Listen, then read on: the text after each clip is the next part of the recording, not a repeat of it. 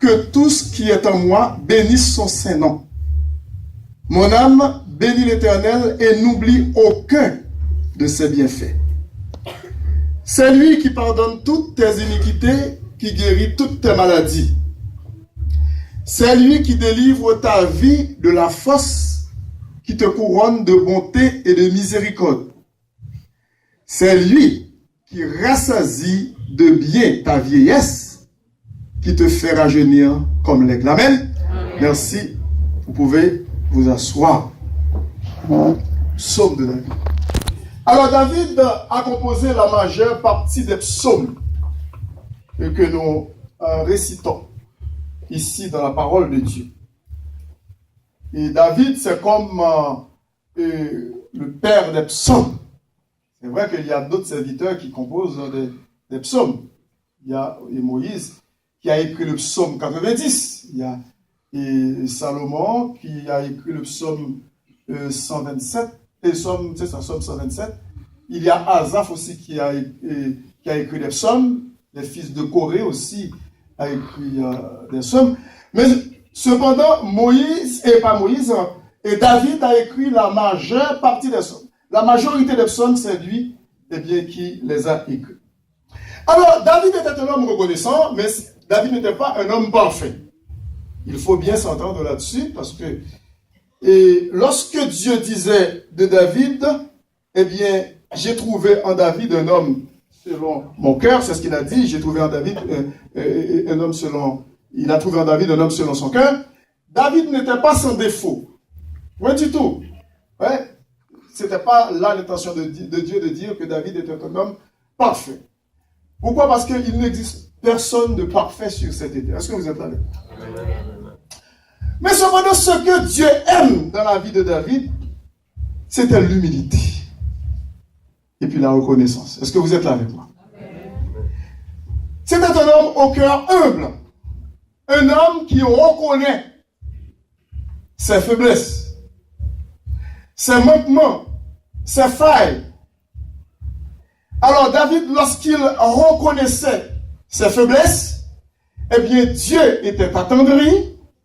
Dieu pouvait dire, j'ai trouvé en David un homme selon mon cœur. Parce que David se souvient d'où il a été pris. David était un humble, berger. Et vous connaissez le métier ou la profession de berger en Israël. Et c'est comme la dernière chose à faire. Et vous vous souvenez dans quelles conditions que David a été choisi comme roi d'Israël. Je pense que presque tous les chrétiens, je dis presque, je ne veux pas m'abuser trop, connaissent très bien l'histoire de David. Parce que David n'occupait pas un rang tout à fait honorable au sein de sa famille. Son père s'appelait Isaïe. À ne pas confondre avec Isaïe le prophète. Isaïe le Bethléemite, parce que lui, il habitait du village de Bethléem. Comment Dieu a fait découvrir David? David était un humble berger. Ses frères étaient plus grands, plus vieux que lui. C'étaient des gens aguerris, formés dans l'armée israélienne, aux côtés du premier roi d'Israël qui s'appelait comment ça? Saül. Alors, les frères de David étaient des gens expérimentés, des gens costauds, des gens qui se faisaient remarquer et qui ont certaines corpulences, qui étaient vraiment des gens costauds, de très belle apparence.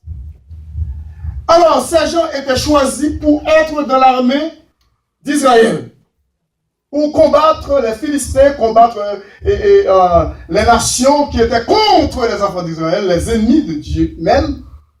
Mais David n'était pas choisi parmi eux. David a été relégué à une tâche inférieure. Alors David était berger de la famille.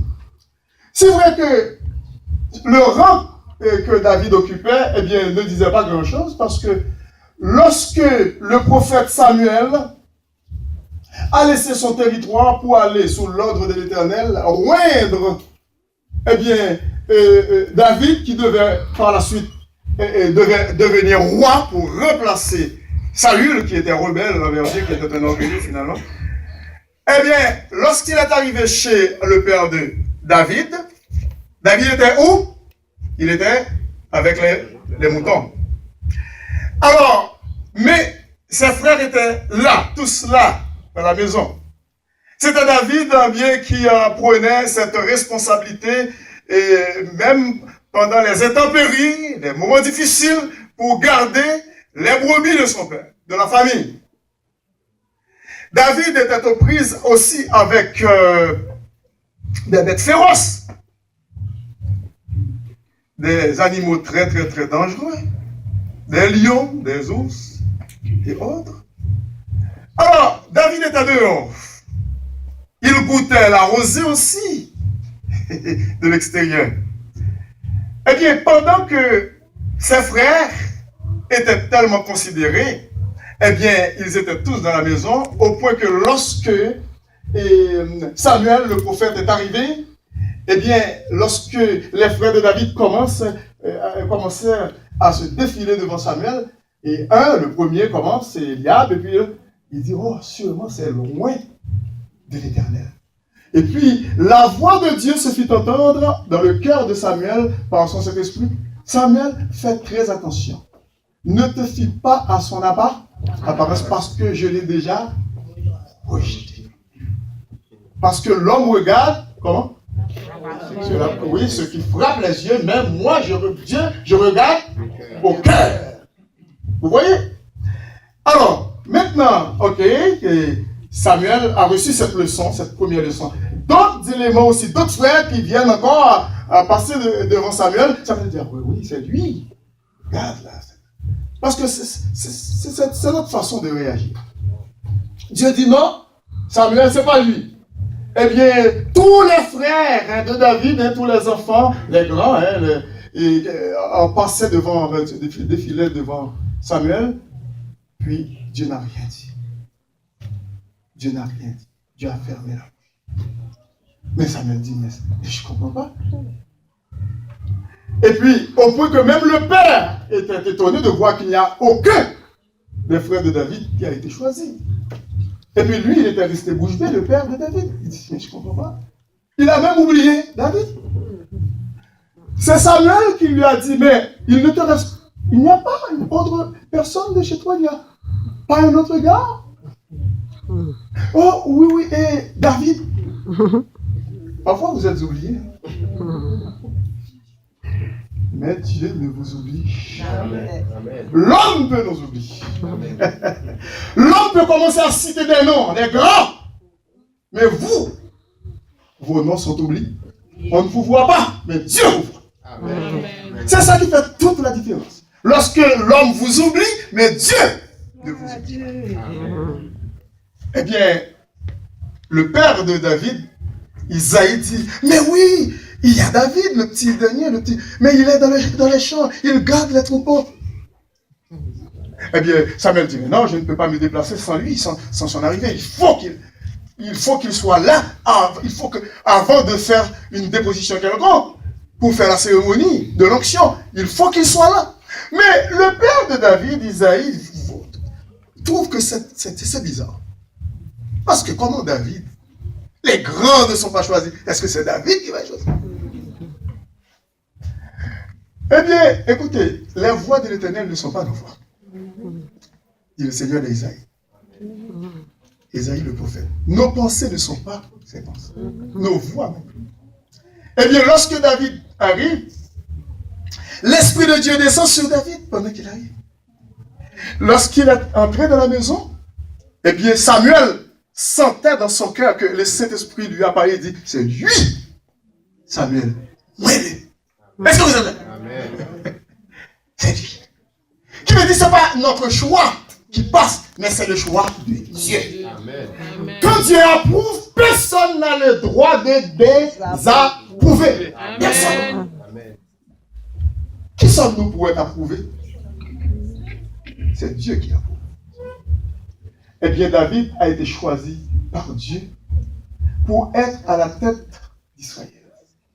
Mais il n'allait pas occuper le trône pour l'instant parce que Saül était là, sur le trône. Et puis, lorsque David gagnait la grande victoire, le grand combat contre Goliath, eh bien, Samuel était vite jalousé parce que Samuel voyait que la place de son fils Jonathan est menacée. Tant aussi longtemps que David est là, eh bien, Jonathan est sans repos d'après ce que Saül a dit, le père de Jonathan. Jonathan, j'ai honte pour toi, alors tu te lis d'amitié avec celui-là qui va occuper tout tant aussi longtemps qu'il est vivant. Lui, David, c'est lui qui va être comme à ta place. Comme le roi qui va me remplacer. Alors, Saül était jaloux. Mais lorsque Dieu garde quelque chose, une promesse pour toi, en particulier pour chacun de vous, eh bien, il a gardé cette promesse. Et cette promesse va faire du chemin jusqu'à son retour. Est-ce que vous croyez ça? Amen. Personne ne pourra jamais dérober la promesse que Dieu fait. Eh bien, c'est ainsi que David se souvient d'où il est sorti.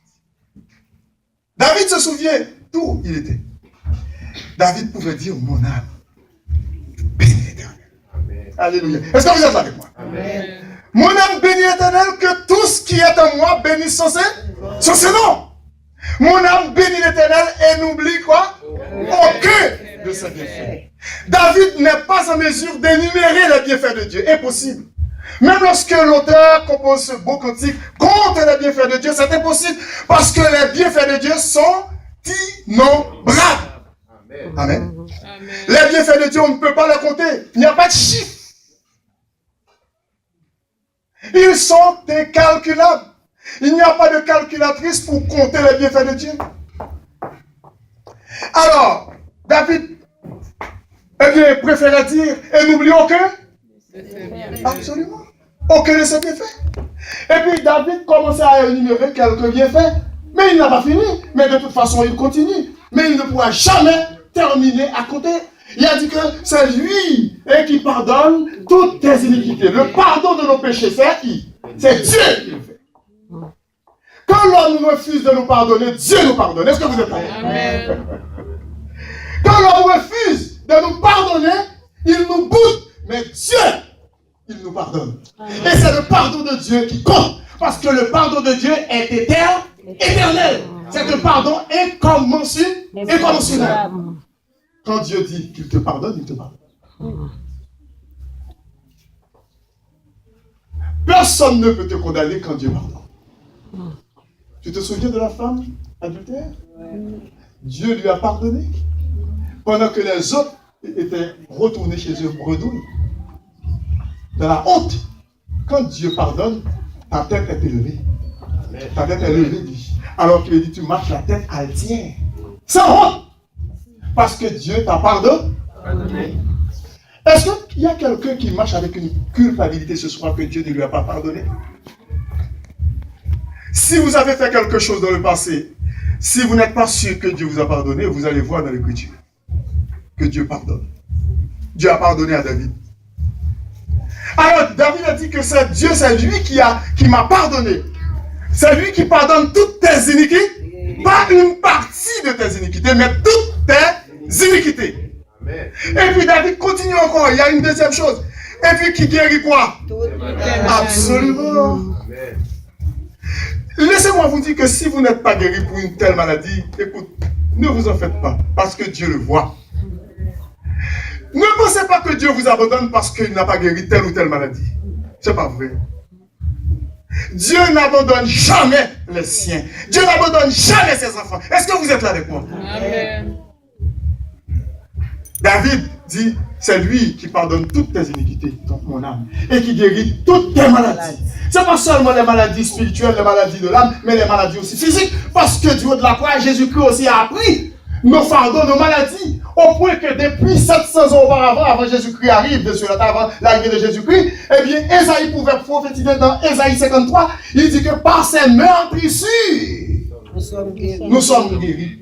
Les meurtrissures de Jésus-Christ, c'est rapporté encore dans les évangiles. L'épître de Pierre, Pierre dit, eh bien, étant monté sur le bois, eh bien, il a pris nos maladies, au point que le prophète pouvait dire, par ses meurtrissures, nous sommes guéris.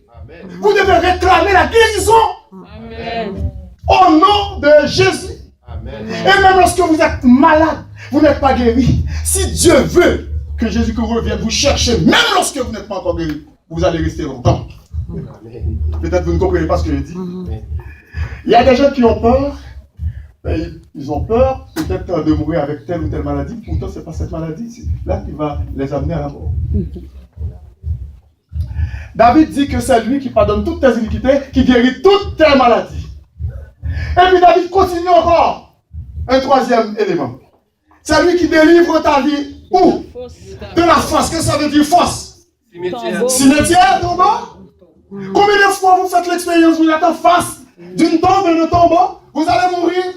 Il y a un verdict qui a été prononcé, une condamnation par un médecin. Vous n'allez pas passer l'année. Voyez, vous êtes là. Amen. Amen. Amen. Vous êtes encore là. Vous vivez. Vous mangez, vous, écoute là. Vous buvez, très bien, vous marchez, vous fonctionnez. Parce que Dieu est fidèle. Est-ce que vous êtes avec moi? Amen. Dieu est fidèle. Moi, je me souviens lorsque j'étais petit. Et on m'a raconté cela. Mais ce n'est pas que quelque chose que je souviens vraiment. Mais on m'a raconté cela.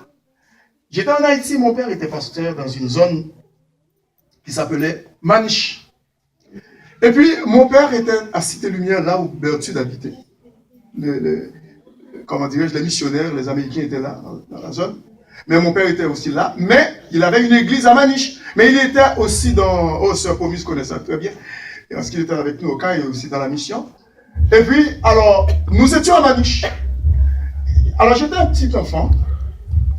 Qu'est-ce qui s'est passé? J'étais malade. Gravement malade. Et puis, il y avait une servante qui était avec nous. Et puis, ma mère a dit à la servante de prendre l'enfant pour l'amener dans une clinique. Eh bien, lorsque la servante est allée avec moi dans la clinique, on m'a consulté, on a posé la question suivante à la servante. Est-ce que maison où l'y habitez, est-ce que vous habitez loin? Et puis la servante dit, non, pas vraiment. On vient à pied, mais on habite pas. Et lui dit, mais pourquoi cette question? Il dit, mais parce que l'enfant, on va lui administrer une piqûre pour qu'il ait le temps de mourir chez lui. Parce qu'il ne va pas vivre.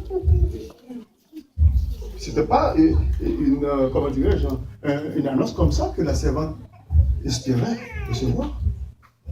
Depuis quand j'étais si grave, on disait que bon, juste une visite comme ça, et puis on a dit que bon, je ne vais pas vivre. Tout simplement, on va me donner une piqûre pour que j'aille mourir chez moi. Alors on voulait savoir, est-ce que c'est loin pour que je ne meure pas en route en chemin? On m'a donné la piqûre. Et puis, la servante m'a amené à la maison. Arrivé à la maison, c'était Maniche. Et puis, mais elle avait beaucoup de difficultés à donner les nouvelles à ma mère.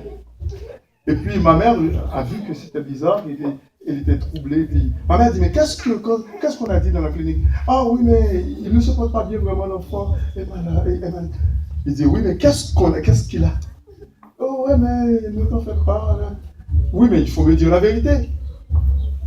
Finalement, lorsqu'elle voit que ma mère a insisté, elle dit que mais c'est ce que le médecin a dit. Ma mère a pris le chant d'espérance, le premier couplet qui dit « Rédempte-moi » en créole, « Mourir sur la croix ». Et pour tout le monde qui ça? Pour appeler Gipsémanie? Non, « Rédempte-moi, mourir sur la croix ». Ensuite, vine recevoir, les vines racheter, tout le monde nos péchés. Nous pas condamnés, les bons dieux, ouais, ont péché. Les bons dieux, ouais, ont péché. Tout couvri avec péché. Mettre la foi dans Jésus, va pardonner. J'étais sous le lit. On m'a couvert pendant que ma mère, m'a étendu sur le lit. Elle s'est agenouillée devant le lit. Elle chantait ce cantique et puis elle priait. Elle a fait l'expérience de quelqu'un qui est décédé puis que le souffle était déjà sorti. Parce que c'est la première fois que ma mère m'a dit que c'est la première fois qu'elle assistait devant quelqu'un qui allait rendre l'âme. Parce que lorsqu'elle a fini de chanter, elle commençait à prier. Elle a senti un souffle, un vent qui l'a frappé devant le lit. Et puis, dans son émotion, elle m'a touché. C'était fini, j'étais parti. L'âme a laissé le corps. L'esprit a laissé le corps. Ma mère continue à prier. La servante dit, et puis, Malévi, c'était son nom. Alors, mais je l'appelais Awawa, parce que je ne parlais pas bien. Mais pourquoi reste-tu? Il est déjà mort. Les gens commençaient à pleurer, Et puis ma mère restait devant le lit. Aujourd'hui, il n'y a pas une telle foi facile. Et puis lorsque ma mère commençait à prier, continuait à prier, elle a entendu une voix sous le drap qui dit Awawa. Et puis là, je suis vivant jusqu'à maintenant. Amen, amen. Dieu peut le faire encore. Amen. Car rien n'est impossible à Dieu. Car il a dit qu'il est le même hier, aujourd'hui et éternellement. Et lorsque vous ne croyez pas, vous n'aurez pas de miracle. Mais si vous croyez que Dieu agit encore, il va le faire. Amen. Mais cependant, il faut être obéi. Obéissant. Il faut aimer Dieu. David dit, c'est lui qui guérit toutes tes maladies. C'est lui qui délivre ta vie de la fosse, qui te couronne de bonté et de miséricorde. C'est lui qui rassasie de bien ta vieillesse, qui te fait rajeunir comme. Parfois, il y a des gens qui te voient, ils disent mais comment se fait-il que tu es. C'est comme si tu es rajeuni. Mais oui, par la grâce de Dieu, je suis rajeuni. Amen. C'est Dieu seul qui puisse le faire. Amen. Pour les misères que tu as traversées, pour les problèmes que tu as traversés. Quand les vicissitudes de la vie se font sentir dans votre vie, on crie à Dieu, comme David, il nous délivre de toutes nos frayeurs. Psaume 34, c'est ce que David a dit, il dit, je bénirai l'Éternel en tout. Sa louange sera toujours dans ma bouche. Que mon âme se glorifie en l'Éternel, que les malheureux écoutent et se réjouissent. Exaltés avec quoi? C'est une action de grâce. David invitait le peuple de Dieu, les chrétiens, à louer avec lui, à donner une action de grâce. Il dit, exaltez avec moi l'Éternel, célébrons tous son nom dans le psaume 34. Il dit, j'ai cherché l'Éternel et il m'a répondu, il m'a délivré de toutes mes frères. Quand on tourne vers lui les regards, est-ce qu'on a honte? Non. Quand on tourne vers lui les regards, on est rayonnant de joie et le visage ne se couvre pas. Quiconque regarde Jésus-Christ n'aura jamais honte. Amen, amen, amen. Malheur à vous qui regardez à l'homme. Si vous regardez aux hommes, vous aurez toujours honte. Les pleurs sillonneront toujours votre visage. Mais quiconque regarde à Dieu n'aura jamais honte. Amen. Quand on tourne vers lui les regards, on est rayonnant de joie. Et le visage. L'hébreu dit on est éclatant, même de joie. Et le visage ne se couvre pas de honte. Quand on malheureux crie, l'Éternel entend et il le sauve de toutes ses détresses. Pas une partie de ses détresses, mais de toutes ses détresses.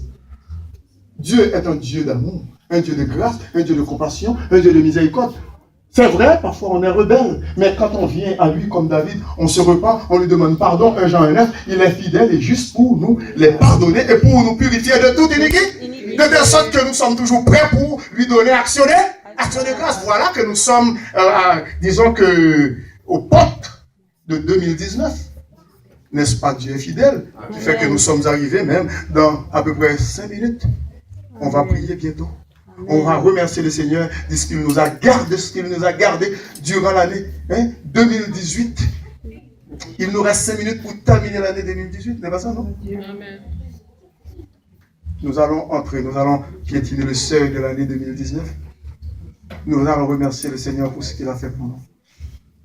Dieu est fidèle, Dieu est grand, Dieu est miséricordieux, Dieu est rempli de compassion.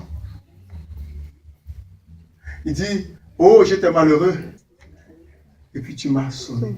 Mon âme, retourne à ton repos.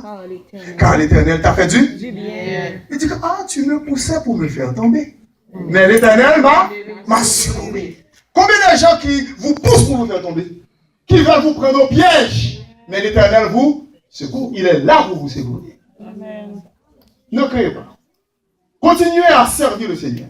Avec zèle. Avec chaleur, avec dévouement, avec engouement, avec détermination, avec décision, avec résolutions. Est-ce que vous aimez l'Éternel? Amen. Si vous aimez Dieu vraiment, vous ne l'aimez pas seulement pour un soir, pour le 31 décembre. Vous allez l'aimer de toute votre... Vous allez avoir du zèle pour le servir. On va montrer au Seigneur que nous l'aimons. Durant l'année 2019 qui viendra, on va demander au Seigneur le zèle pour le servir du premier jour de l'année 2019 jusqu'au dernier jour de l'année 2019 et pour continuer encore jusqu'au retour de qui? De Jésus-Christ. Parce que Dieu est fidèle.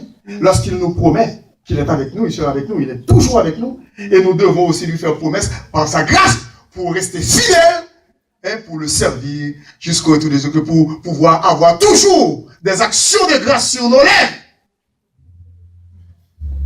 L'Éternel est ma lumière et mon salut, dit David. De qui aurais-je crainte? L'Éternel est le soutien de ma vie, de qui aurais-je peur?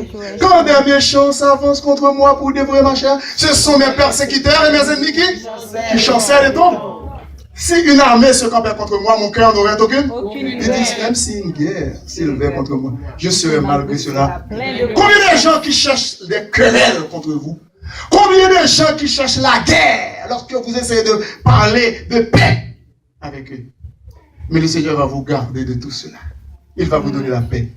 La paix pour vos âmes. La paix pour être toujours avec lui, pour le servir, pour l'honorer, pour le louer, pour l'adorer. Parce qu'il est dit, comme David dit, oui, mon âme. Mais il faut commander son âme à le faire. Mon âme, bénis l'Éternel. Que tout ce qui est en moi bénisse son nom. Que le Seigneur bénisse. Amen.